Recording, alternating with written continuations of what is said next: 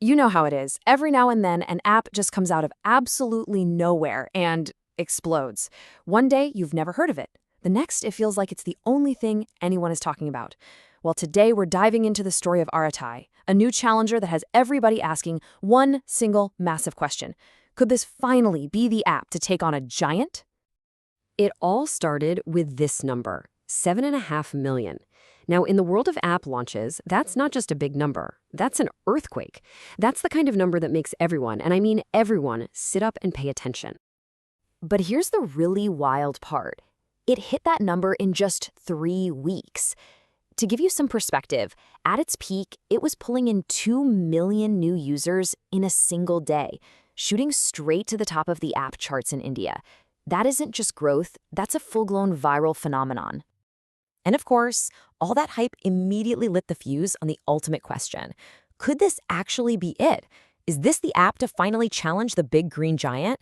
Is Arattai the WhatsApp killer that people have been talking about for years? Let's get into it and break down what's really going on. So, how did Arattai catch fire so fast? This wasn't just some random stroke of luck. A couple of very specific things happened in a very short amount of time that basically poured jet fuel on this launch and made the entire tech world stop and stare. Okay, so first, you've got the CEO of Zoho, a huge tech company, personally championing the app. That's instant credibility. Then, the Indian government actually gets involved, with ministers publicly endorsing it. And then, and this is the best part, almost immediately, WhatsApp, the king of the hill, suddenly announces a bunch of new features. A little convenient, right? It really looked like they were starting to feel the pressure. All right, let's move past all the hype and talk about what the app is actually like. We're digging into a 7-day test that really put the features through their paces to see what works and what really doesn't. And you know what? There are some things in here that are genuinely pretty cool. So on paper, Arattai makes some really compelling promises. Your data stays local, right here in India, completely separate from Meta.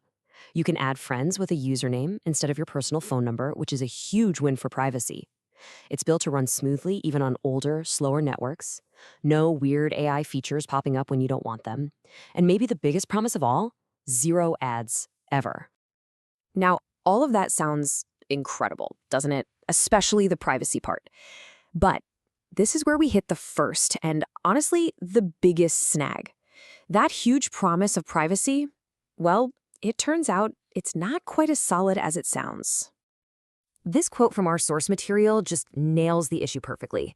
Using Arattai for security is, and I quote, like wearing a helmet but no seatbelt. You've got some protection for sure, but you are leaving yourself wide open in a really critical area. And here's exactly what that means. On Arattai, only your calls and these special secret chats are actually encrypted. What about your normal everyday text messages? Yeah, those are not encrypted by default. Now compare that to WhatsApp, where literally everything, every single message, every call, every photo is end-to-end encrypted right out of the box. That is a gigantic difference. Okay, so let's get into the reality check, because beyond that massive encryption problem, the day-to-day experience of actually trying to use this app instead of WhatsApp, well, it brought up some other pretty big issues. And this chart says it all. This is the classic network effect problem. A messaging app is only useful if your friends are on it, right? In this test, after only 3 days, 3/4 of the friend group had already given up and gone straight back to WhatsApp. The app just felt empty. All your people, your groups, your family chats, they're still over on WhatsApp. And a big reason people just don't stick around is the missing features. These might seem like small things, but they're the things we've all gotten used to. You can't send money, you can't quickly react to a message with an emoji, there are no stories, and this one is a big one, you can't speed up those super long voice messages. These are the little things that make an app feel polished and easy to use.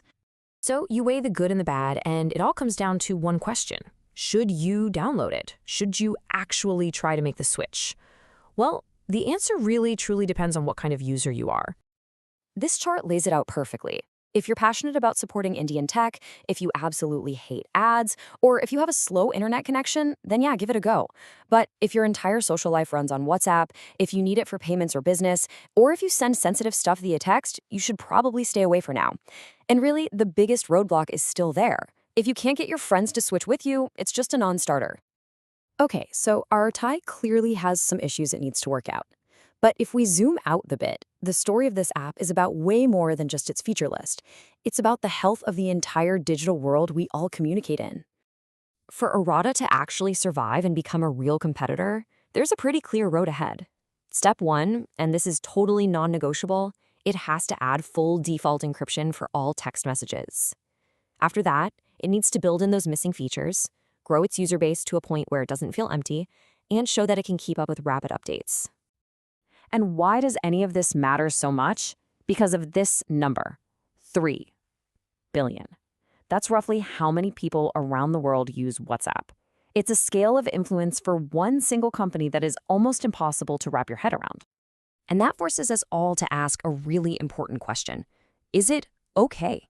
Is it a good thing for one single company, in this case, Meta, to have that much power over how a massive chunk of the human population talks to each other every single day?